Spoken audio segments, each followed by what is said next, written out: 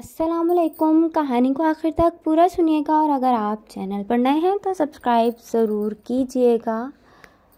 तुम लोगों ने मकान का किराया ना दिया तो 2 दिन में घर खाली करना होगा। मकान मालिक हर रोज़ किराया लेने आ जाता, तमाशा करता। 5 बेटियों की माँ गुर्बत की मारी हर रोज़ एक नया बहाना सुनाती मकान मालिक को। सूफिया, उसका शौहर, असलम और उनकी 5 बेटियाँ। गरीबी का ये हाल था, कोई अपना मुंह ना लगाता। बेटा कोई था नहीं, बेटियां थीं। सास ने सूफिया को और अपने बेटे को धक्के देकर घर से निकाल दिया। अपनी बेटियां लो और चले जाओ यहाँ से।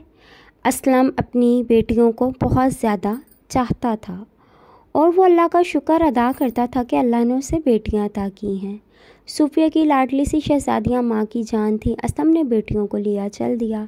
ज़माने की ठोकरें की तरफ भाई समझते थे बेटियों का बोझ कहीं हम पे ना पड़ जाए। असलम खुद साइकिल पर फेरी लगाता है, ऐसा ना हो इसकी गरीबी कहीं हमको खा जाए। उन्होंने के मुंह मोड़ लिया। बेटियों के लिए वो घर की तलाश करने लगा, लेकिन महंगाई के इस दौर में 300 रुपये कमाने वाला शख्स भला कहाँ से किराए पर घर पे रह सकता है। किराए का घर, बिजली, गैस, पानी का खर्चा। 5 बेटियां, खुद असलम और सूफिया। असलम का एक दोस्त था जो कपड़े की झुग्गी बनाकर रहता था। हमारी पंजाबी ज़बान में उसे चंगड़ का घर कहते हैं।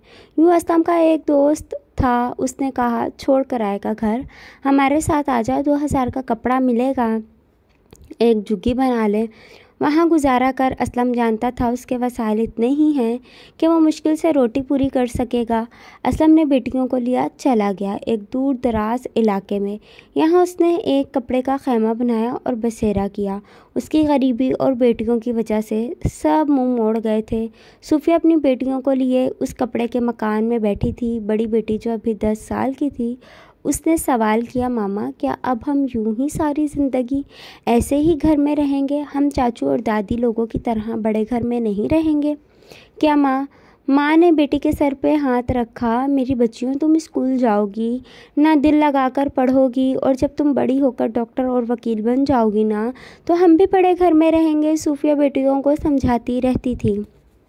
असलम साइकिल पे जाता, कभी 200 तो कभी 300 की दिहाड़ी लगा कर आता और कभी 4 दिन घूमकर खाली हाथ वापस लौट आता। भूख के दिन थे, बुरे हालात थे। सूफिया ने असलम से कहा, मैं चाहती हूँ मेरी बेटियाँ स्कूल जाएं, पढ़ें लिखें। असलम ने सूफिया की आंखों में देखा, कहती तो तुम ठीक हो, लेकिन पैसे कहाँ से आएंगे? सूफिया ने आसमान की तरफ देखा। असलम, अल्लाह ने अगर हमें बेटियां दी हैं तो उसने उनका रिस्क भी साथ भेजा है, तो तुम हिम्मत से काम लो। बस असलम राज़ी हो गया। बड़ी तीनों बेटियों को पास के एक गवर्नमेंट स्कूल में दाखिल करवाया। यूनिफॉर्म लेकर दिया, किताबें बैग लाकर दिए। बेटियों को पढ़ने का शौक़ बहुत था। पैदल चलकर जाया करती थी। 4 किलोमीटर तक पैदल चलना पड़ता था। थक जाती थी, इतने वसाइल कहाँ थे, कोई रिक्शा या गाड़ी लगवा लेते। बड़ी बेटी सादिया बहुत समझदार थी। माँ कुरान की हाफिज़ा थी, इसलिए वो अपनी बेटियों को दीन की तालीम भी दिया करती। कुरान पाक खुद पढ़ाती, बेटियों को शर्म हया इस्लाम का दायरा बताती थी।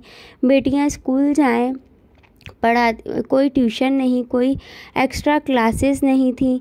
दिल लगाकर पढ़ने लगी। वक्त गुजरता गया। असलम ने साइकिल से एक रेडी बना ली।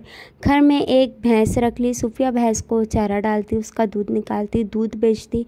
ज़िंदगी ऐसे मुकाम पे थी जहाँ यहाँ शायद कोई जानवर भी रहना गवारा ना करता हो। बारिश हो रही थी, तूफ़ानी बारिश थी। वो कपड़े का खैमा कब तक बारिश बर्दाश्त करता? खेमे के अंदर पानी चला आया, ऊपर से पानी टपकने लगा। सब कुछ भी गया। बेटियां बड़े बड़े घरों को देख रही थी। दिल में हज़ारों सवालात थे। क्यों या खुदा हमें ऐसी ज़िंदगी अता की? 2 दिन खाना बनाने को जगह ना थी। असलम फेरी लगाने न जाना सका। 2 दिन तक वो भूखे रहे। भैंस का दूध निकालते, उसे पीकर गुजारा करते। लोग बड़ी बड़ी गाड़ियों पे उनके खेमे के पास से गुजरते। कौन जानता था इस खेमे में रहने वाले लोग किस हाल में हैं। कुछ लोग बाज़ारों की तरफ चल दिए थे समोसे पकोड़े खाने, कुछ बर्गर पिज़्ज़ा की तरफ चल दिए। लोग बारिश एंजॉय कर रहे थे, लेकिन सूफिया और असलम और उनकी बेटियां भूख से बिलख रहे थे।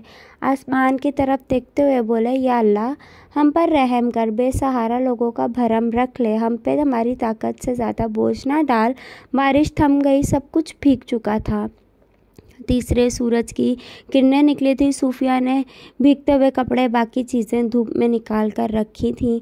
भूख से बुरा हाल था। सूफिया ने 2 दिन बाद खाना बनाया। सब ने जो भी रूखा सूखा था खाया, अल्लाह का शुक्र अदा किया। पास गंदगी का ढेर था जिस पे उनका खेमा लगा हुआ था। लोग किसी गरीब को कपड़े का खेमा भी कहाँ लगाने देते हैं। सूफिया हालात से लड़ रही थी। वो बहादुरी से ज़माने की ठोकरें खा रही थी। वो अपने शौहर असलम की हिम्मत थी। वो जानती थी अगर कमज़ोर पड़ गई तो असलम हार जाएगा। उसने फटे कपड़े पहने हुए, टूटी जूती पहनी हुई, वो असलम के कंधे से कंधा मिलाकर चलती रही। लोग उनको फ़कीर कहा करते थे और वो लोगों की बात सुनती थी। हर आने जाने वाला उनको फ़कीर कहता। गांव में फ़कीर से पहचाने जाते। बेटियां बहुत खूबसूरत थी। उनकी स्कूल में पढ़ाई जारी रही। जब बड़ी बेटी सादिया 10वीं में थी तो असलम ने सोचा क्यों ना बड़ी बेटी को स्कूल छुड़वा कर ब्याह दूँ, लेकिन सूफिया ने असलम से वादा लिया जब तक बेटियाँ कुछ बन ना जाएं उनकी शादी की बात नहीं करेंगे। असलम भी तो यही चाहता था, बेटियाँ कल को बेटी पैदा करने घर से निकाली ना जाएं। अगर निकाली भी जाएं तो वो हमारी तरह जानवरों जैसी ज़िंदगी ना गुजारें। सादिया मैट्रिक में थी। उससे छोटी शाफिया 9वीं और छोटी 7वीं में, उससे छोटी 5वीं में, सबसे छोटी सोम क्लास में। सभी बेटियां अभी पढ़ रही थीं। असलम जैसे भी करके अपनी बेटियों को पढ़ा रहा था। सूफिया ने 2 भैंस और रख ली और इनका दूध बेचती गुजारा करती। कभी खाने के पैसे होते, कभी भूखे सो जाते। असलम के सगे बहन भाई 10 साल गुजर गए। उन्होंने कभी हाल तक न पूछा था। कहाँ गया असलम बेटियों को लेकर, कहाँ धक्के खा रहा है, जिंदा भी है या मर गया है। हकीकत भी तो यही है, भला किसी गरीब का भी कोई बनता है।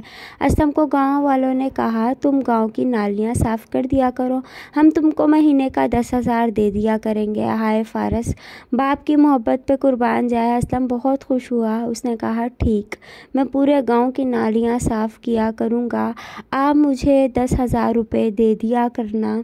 असलम गांव की नालियां साफ़ करने लगा। बेटियों की मोहब्बत में हाथ में झाड़ू और कूड़े का फावड़ा लिए वो गंदगी से भरी नालियां साफ़ करता। फेरी पे भी जाता। चंद पैसे आने लगे। वो थक हार जाता था, लेकिन सूफिया उसकी हिम्मत ना टूटने देती थी।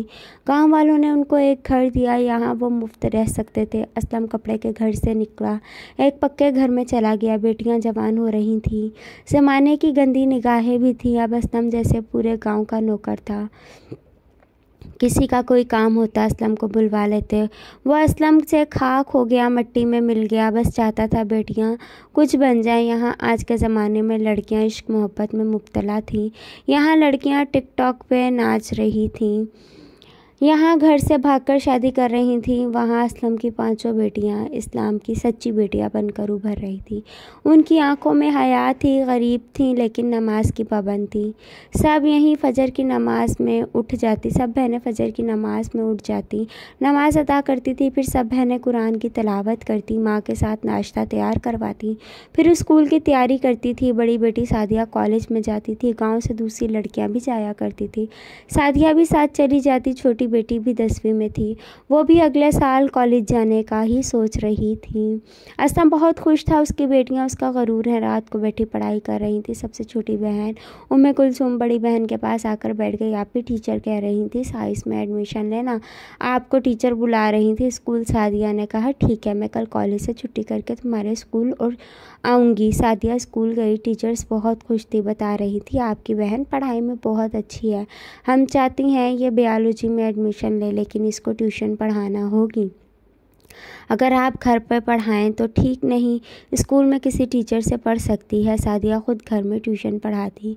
मोहल्ले के काफ़ी बच्चे भी ट्यूशन पढ़ने आ जाते थे वहाँ सादिया के पास। सादिया उससे हम भी कुछ पैसे मिल जाते। सादिया को बाबा की दाढ़ी अब सफ़ेद हो चुकी थी। बाप बूढ़ा हो चुका था, लेकिन अभी सफ़र लंबा था। माँ सूफिया अब कमज़ोर हो चुकी थी।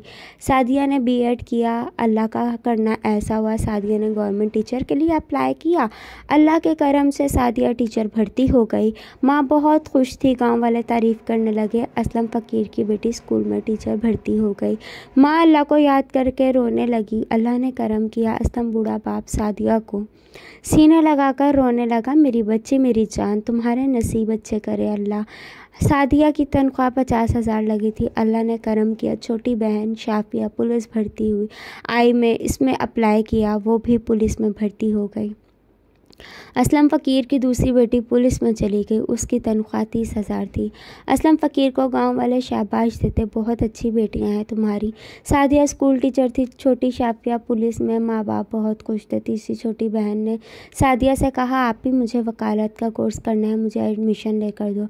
सादिया ने पहले कहा, वकालत बहुत महंगा कोर्स है, कुछ और कर लो, लेकिन मारिया की ज़िद थी, वो वकील ही बनेगी। सादिया ने माँ बाबा से बात करके मारिया को वकालत में दाखिला करवा दिया। मारिया वकालत पढ़ने लगी। बाप अब बूढ़ा हो चुका था, ऐनक लग चुकी थी, नज़र काफ़ी कमज़ोर हो चुकी थी। मारिया से छोटी आर्मी में भर्ती हुई। इससे छोटी उम्मे कुलसूम मेडिकल में डॉक्टर बन रही थी। वक्त गुजरता गया, एक वक्त आया असलम फ़कीर की बड़ी बेटी टीचर, छोटी पुलिस में उससे छोटी वकील, उससे छोटी आर्मी में, सबसे छोटी डॉक्टर बन गई थी। महीने में लाखों रुपए कमाने लगे। गाँव छोड़ा, शहर में जाकर एक बंगला ख़रीदा। असलम फ़कीर के घर के बाहर तख्ती लगी थी, चौधरी असलम हाउस। माँ अपनी बेटियों के लिए दुआ करती। बेटियाँ बहुत मेहनती थीं, शर्म हया वाली थी। उन्होंने घर से भाग जाना मोहब्बत के नाम से गवारा ना किया। उन्होंने टिकटॉक पर नाचना अच्छा ना समझा। सादिया की शादी एक प्रोफेसर से हुई जो एक यूनिवर्सिटी में लेक्चरार था। छोटी बेटी की शादी एक इंस्पेक्टर से हुई। तीसरी बेटी की शादी छोटी वकालत के बाद एक जज की बीवी बनी, उससे छोटी ब्रिगेडियर की हमसफ़र और सबसे छोटी एक डॉक्टर की हमसफ़र। अब बेटियां बड़ी बड़ी गाड़ियों में घूमती थी, बड़े बड़े घर थे। हाँ, जब असलम के भाई बहनों को पता चला था असलम की बेटियां पढ़ लिख कर एक मुकाम पर पहुंच गई हैं, तो असलम के भाई आए थे हाथ मांगने, अपने बशीर, अपने अफजल के लिए असलम की बेटियों का हाथ मांगने। इस वक्त असलम ने कहा था, भाई यहाँ मेरी बेटियाँ चाहेंगी, मैं वहीं शादी करूँगा। भाई असलम का इतना बड़ा घर देखकर नजरें झुकाई, शर्म से अपना सामूलिए चले गए। बूढ़ी सूफिया और असलम ने एक मिसाल कायम की थी, बेटियां बोझ तो नहीं होती, बेटियां भी कोई बेटों से कम तो नहीं होती ना, बेटियां भी बेटों से कम नहीं होती। बेटियां ही तो हैं जिन्होंने कपड़े के खेमे से तूफ़ानी बारिश में भूख काटी, 4 किलोमीटर पैदल सफ़र किया स्कूल तक, और फिर असलम फ़कीर से अपने बाबा का नाम रोशन किया। असलम से चौधरी असलम बना दिया। जो भाई बहन असलम को ठोकर मारकर घर से धक्के देकर निकाल गए थे, वो सर झुकाए बेटियों की मेहनत से कदमों पे आ गए। सूफिया और असलम हज करने गए थे, मदीने में बैठे अल्लाह का शुक्र अदा कर रहे थे। यूँ फ़ारस की कलम से एक और कहानी मुकम्मल हुई। फ्रेंड्स, मेरी स्टोरी अच्छी लगा तो मेरे चैनल को ज़रूर सब्सक्राइब करें, ज़्यादा से ज़्यादा वॉच करें। अल्लाह हाफिज़।